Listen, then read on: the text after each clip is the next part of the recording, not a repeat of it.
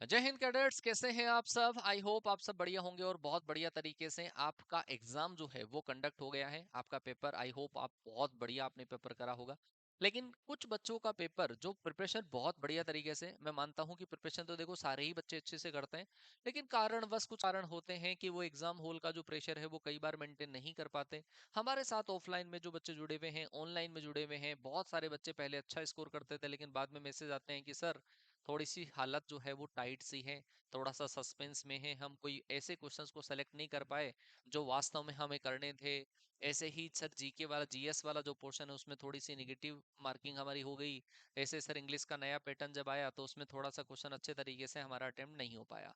तो ऐसे पेपर लगने के बाद में, और अभी मैं थोड़ा सा एयरफोर्स वाले एग्जाम में थोड़ा सा बिजी था, तो पिछले कुछ दिनों के अंदर 4-5 दिनों में बहुत सारे बच्चों के मैसेजेस कि सर इस बार तो आई थिंक शायद हो सकता है नहीं हो पाया। और बहुत कुछ ऐसे बच्चों के मैसेजेस कि सर 400, 450, कोई एक प्रेशर बच्चा था जो विद 12 दे रहा है कि उस बच्चे का एक्सपेक्टेड स्कोर 450 है। खैर वो तो देखो फाइनली जब रिजल्ट आएगा तो ही पता चल पाएगा कि मतलब बच्चे का रिटर्न क्लियर हुआ या नहीं हुआ। लेकिन अभी हाल फिलहाल हम बच्चे का स्कोर जो मान सकते हैं वो एक्सपेक्टेड स्कोर के बेसिस पे ही मान सकते हैं। तो खैर कोई नहीं है।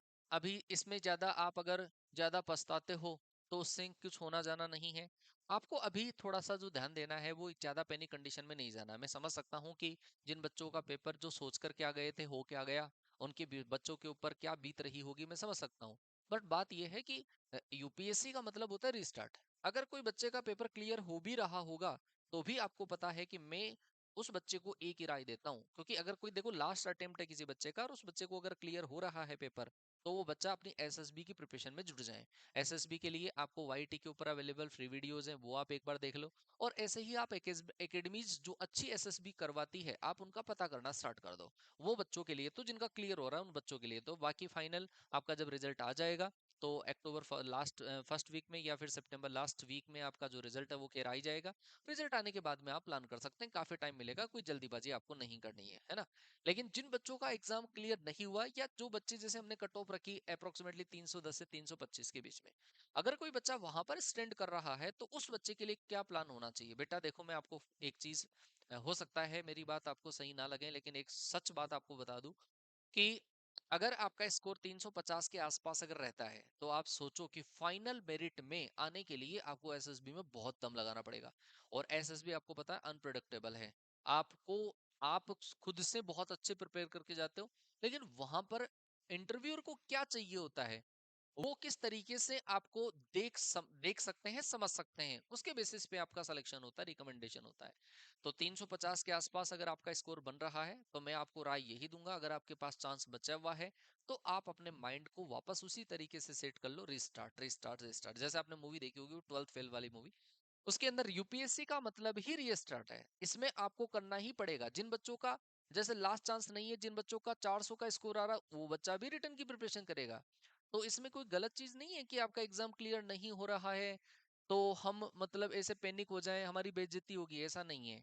जो भी बड़े एग्जाम होते हैं उस बड़े एग्जाम में या कोई भी हमारी लाइफ का एग्जाम होता है उसके अंदर पास या फेल, हमारी लाइफ के अंदर हमेशा ये दो पड़ाव तो चलते रहेंगे।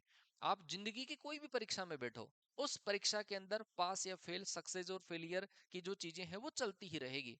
तो इससे ज्यादा आपको परेशान नहीं होना है। जो बच्चा फेलियर को फेलियर समझ लेता है वो बच्चा लाइफ में कुछ नहीं कर पाता। जो बच्चा फेलियर को एक चैलेंज के रूप में लेता है और आगे मेहनत करने की ठानता है कि नहीं मेरा सपना है वहां पे जाना, उसके अंदर एकेडमी में जाना, खड़क वासला जाना मेरा सपना है, तो वो बच्चा फिर से खड़ा होता है, फिर से लगता है, फिर रिटर्न क्लियर कर देता है।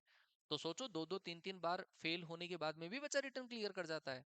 और कुछ बच्चे ऐसे भी होते हैं जो रिकमेंड हो गए, मेरिट लिस्ट आउट हो गए, लेकिन अगले इनटेक में उनका रिटर्न क्लियर नहीं हो पाता है, फिर वापस देते हैं तो कई बार टाइम नहीं मिल पाता है। तो बहुत सारी इसके अंदर मतलब चीजें होती है कि हम इतना एक्सपेक्ट कई बार नहीं करते, चीजें अलग वे में चली जाती है।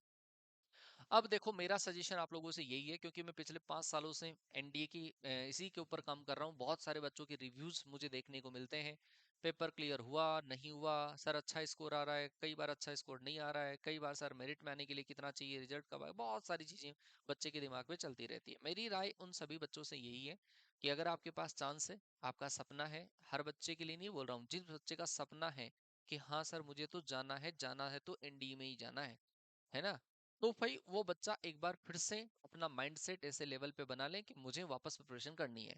और वापस प्रिपरेशन करने के लिए दो टाइप के मोड आप लोगों के पास में है। एक आपका ऑनलाइन मोड, अगर हमारी टीम आपको अच्छी लगती हो, क्योंकि टीम ने आपने देखा होगा लास्ट टाइम पर या शुरू से बहुत बढ़िया तरीके से मेहनत करी है, चाहे वो आपका हर डिपार्टमेंट हो, मैथ्स में भी बढ़िया मेहनत हुई है, और आपकी जीएटी वाला जो पोर्शन है उसमें भी कोई ऐसा सब्जेक्ट नहीं है जिसके अंदर हमने ढिलाई बढ़ती हो। केमिस्ट्री का सिलेबस बिल्कुल हमारा लास्ट में हुआ था, लेकिन उसमें से भी जो अक्षय सर ने क्वेश्चंस कराए वो एग्जाम में क्वेश्चंस आ गए। तो सारे सब्जेक्ट के जो क्वेश्चंस है वो पेपर के अंदर हम वो चीजें करवा रहे हैं जो आपकी एग्जाम में आ रही है, और टीम एक एक्सपीरियंस फैकल्टीज, पूरी की पूरी एक्सपीरियंस फैकल्टीज आप लोगों के साथ में काम कर रही है। तो अगर हम हमारे साथ में ऑनलाइन मोड में जुड़ना चाहते हैं, ये भी बहुत सारे बच्चों के कमेंट थे कि सर नया बैच कब आएगा, नया बैच कब आएगा।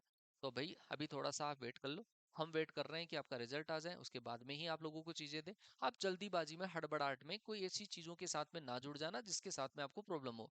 क्योंकि जो बच्चा हमारे साथ में जुड़ा है तो वो कहीं जगह दूसरी जगह जल्दीबाजी में जुड़ गया, फिर उसके बाद में बच्चे को पता चला कि यहाँ पे तो चीजें जो बोली गई थी वो हो ही नहीं पा रही है ना, तो फिर वो बच्चा हमारे पास में आया, फिर हमारे साथ में ट्यूनिंग सेट होना, कई कई चीजें हो जाती है।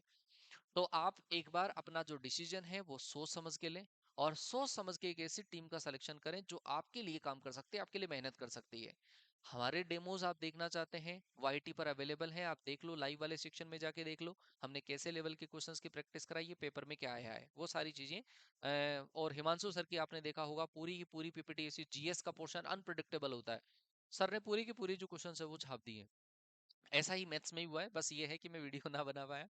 तो ये सारी चीजें, मतलब आपका फैकल्टीज आपके साथ में वो काम कर रही है जो बहुत ज्यादा एक्सपीरियंस है इस फील्ड के अंदर और क्वेश्चन छापने की हिम्मत रखती है। तो अगर आपका विश्वास है हमारी टीम के साथ में जुड़ना, तो ऑनलाइन मोड में जुड़ना चाहते हैं तो अक्टूबर का आप इंतजार करिए, अक्टूबर फर्स्ट वीक का। आपको अपडेट मिल ही जाएगा कि नया बैच हमारा कब तक आएगा।